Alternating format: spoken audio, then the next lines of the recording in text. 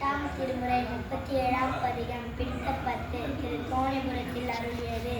அம்மையே அப்பா ஒப்பில்லாமணியே அன்பினில் விளைந்த ஆரமுதே பொய்மையின் பெருக்கி பொழுதனை சுருக்கும் புழுத்தலை புலையனின் தனக்கு செம்மையே ஆய சிவபதமளித்த செல்வமே சிவபெருமானே இம்மையே உன்னை சிக்கன பிடித்தேன் எங்கெழுந்தருளுவதினியே.